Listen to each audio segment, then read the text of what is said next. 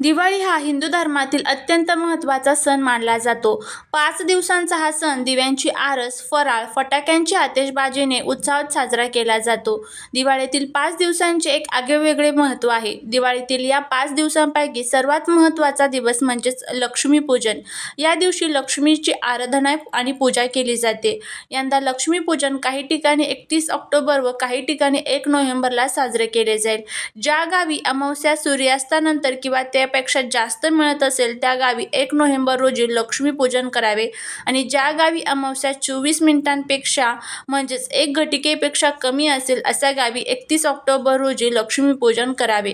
लक्ष्मीपूजनाच्या दिवशी लक्ष्मीची पूजा कशी करावी याविषयी आपल्याला अनेक पद्धती आपल्याला सांगण्यात येत असतात.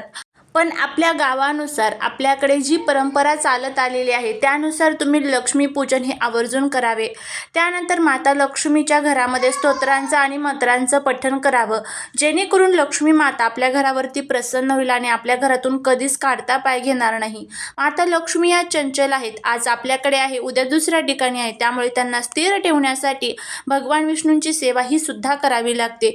या सर्व गोष्टी आपल्याला करायच्या असतात. लक्ष्मीपूजनामध्ये आपल्याला काही वस्तू प्रामुख्याने पाहिजे असतात. त्यामध्ये तुम्ही तांदूळ, नारळ, सुपारी, विड्याची पाने, हळद, कुंकू, अष्टगंध, गुलाल, बुक्का, त्याचबरोबर धणे, दुर्वा, उदबत्ती, कापूर, फुलवाती अशा वेगवेगळ्या प्रकारच्या वस्तू आपल्याला लक्ष्मीपूजनामध्ये पाहिजे असतात आणि यांचा वापर करूनच आपण लक्ष्मीपूजन हे आपल्या घरामध्ये करत असतो. आश्विन वद्य अमावस्येला लक्ष्मीपूजन करण्याची परंपरा आहे. कारण असं म्हणतात ना की या दिवशी राजा बलीच्या बंदिवासातून लक्ष्मीची सुटका झाली होती. याच आनंदात लक्ष्मीपूजन केले जाते अशी व्याख्या आहे. लक्ष्मीचे वास्तव्य आपल्या घरात नेहमी राहावे त्यासाठी मनोभावे लक्ष्मीपूजन केले जाते.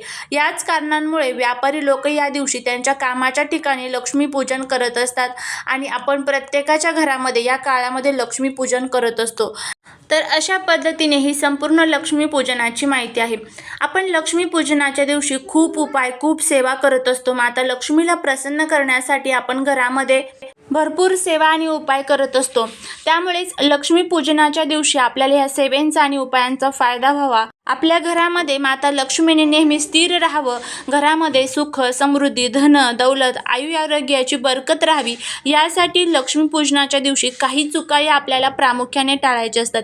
या चुका जर आपल्याकडनं झालं तर आपण केलेल्या सेवेंचा आणि केलेल्या स्तोत्र आणि मंत्रांच्या पठणाचा कोणताही फायदा होत नाही.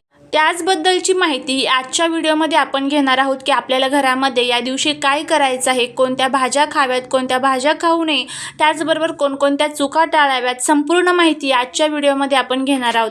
त्यामुळे जर तुम्हाला हा व्हिडिओ आवडला तर चॅनलला सबस्क्राईब करा, शेजारील बेल आयकॉनलाही प्रेस करा, म्हणजे माझ्या सर्व नवीन व्हिडिओंचं नोटिफिकेशन तुम्हाला मिळेल आणि तुम्ही एक पण व्हिडिओ मिस करणार नाही.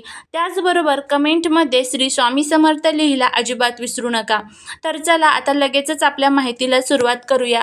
सर्वात प्रथम म्हणजे या दिवशी आपल्याला कोणकोणत्या चुका टाळायच्या आहेत. तर आपल्या घरामध्ये असणारी स्त्री ही साक्षात माता लक्ष्मीच्या स्वरूपामध्ये असते.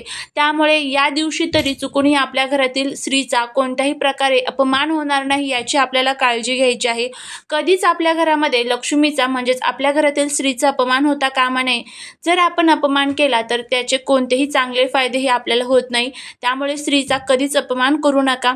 त्यानंतर पुढचं म्हणजे वयोवृद्धांचा अपमान या दिवशी करू नका. प्राणीमात्रांना मारहाण करू नका आणि झाडांची पानं, फुलं या दिवशी चुकूनही तोडू नका. या सर्व चुका आपल्याला प्रामुख्याने टाळायच्या आहेत. आता त्यानंतर कोणकोणत्या भाज्या आपल्याला या दिवशी खाणं वर्ज्य आहे तर ते आपण जाणून घेणार आहोत. बघा, आपल्या पुराणांमध्ये काही असे पदार्थ आहेत तर हे आपल्याला सांगितले जातात की ह्या ज्या पवित्र तिथी असतात या पवित्र तिथींमध्ये हे पदार्थ आपल्याला चुकूनही खायचे नसतात. हे पदार्थ खाल्ले तर आपण म्हणतो की मी खूप उपाय करते, सेवा करते, पण त्याचा फायदा मला होत नाही. कारण का होत नाही? कारण ह्याच चुका आपल्याकडनं होतात. त्यामुळे त्या गोष्टींचा फायदा हा आपल्याला होत नसतो आणि आपल्या कष्टाला, आपल्या नशिबाची साथ मिळत नसते. तर आता सर्वात पहिलं आणि महत्त्वाचं ज्या भाज्या तुम्हाला खायच्या आहेत तर ते आपण बघूया. तर जर तुमच्याकडे सीताफळ असेल तर आवर्जून सीताफळ तुम्हाला खायचं आहे. कारण सीताफळ हे माता सीतेचा आशीर्वाद आहे आणि माता सीता ही माता लक्ष्मीचं स्वरूप मानलं जातं. त्यामुळे या घरामध्ये जर तुमच्याकडे सीताफळ असेल तर सीताफळ तुम्ही खाऊ शकता. शकता. त्याचनंतर तुम्ही या दिवशी ऊसही आवर्जून खायचा आहे. ऊससुद्धा माता लक्ष्मीच्या स्वरूपामध्ये असतो, त्यामुळे तो जर शक्य असेल तर तो खा.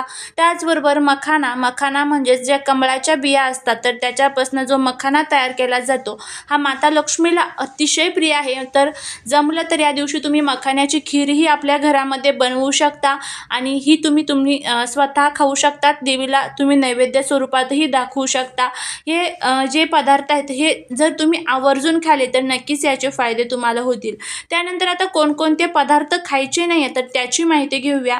तर सर्वात पहिलं आणि महत्त्वाचं, या दिवशी तरी आता रोज आपण कांदा लसूण खात असतोच, पण उद्याच्या दिवस तरी कांदा लसूण हा संपूर्णपणे वर्ज्य केला पाहिजे.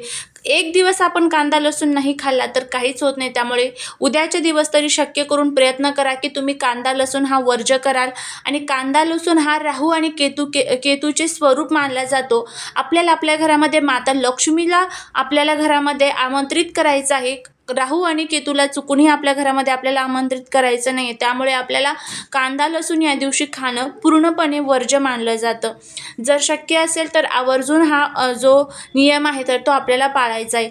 त्यानंतर तामसिक पदार्थ, कोणत्याही प्रकारचे नॉनव्हेज या दिवशी आपल्याला सेवन करायचं नाही. मांस, मटण, मच्छी, चिकन, अंडी हे पदार्थ खाऊ नका. घरात किंवा घराच्या बाहेर जाऊन चुकूनही हे पदार्थ खाऊ नका. त्यानंतर आता कोणकोणत्या भाज्या आपल्याला वर्ज्य करायच्या आहेत तर ते बघणार आहोत. सर्वात पहिला आणि महत्त्वाची भाजी म्हणजे या दिवशी आपल्याला वांग्याचं सेवनही चुकूनही करायचं नाही आहे. वांगं हे एक तामसिक पदार्थामध्ये येत असतं, त्यामुळे वांगं चुकूनही या दिवशी खाऊ नका. त्याचबरोबर कोबी आणि दुधी भोपळा जो असतो तर तो सुद्धा या दिवशी पूर्णपणे वर्ज्य मानला जातो. तर ह्या ज्या 3 भाज्या आहेत तर ह्या आपल्याला या दिवशी पूर्णपणे आपल्या घरामध्ये वर्ज्य करायच्या आहेत.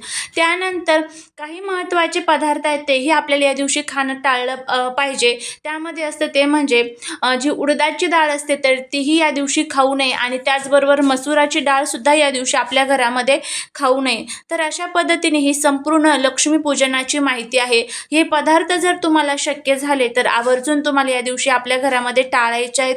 चुकूनही हे पदार्थ खाऊ नका. त्याचबरोबर ज्या वेळेस तुम्ही इतरांच्या घरी आपल्याला फराळासाठी बोलवलं जातं त्यावेळेस सफेद कलरची मिठाई असेल, तुम्हाला ते देत असतील तर ती चुकूनही खाऊ नका. कारण दिवाळीच्या दिवशी तंत्र आणि मंत्र खूप मोठ्या प्रमाणात केले जातात. लोकांच्या मनामध्ये आपल्याबद्दल काय भावना ही आपल्याला अजिबात माहीत नसतं. त्यामुळे सफेद कलरची मिठाई ही चुकूनही या दिवशी इतरांनी दिलेली खाऊ नका किंवा तुम्ही स्वतःमध्ये घरामध्ये आणून तुम्ही खाऊ शकता, पण इतरांनी दिलेली आपल्याला ती खाणं वर्ज्य आहे. तर अशा पद्धतीने हे संपूर्ण माहिती आहे आणि ही माहिती जर तुम्हाला आवडली असेल तर नक्की चॅनलला सबस्क्राईब करा.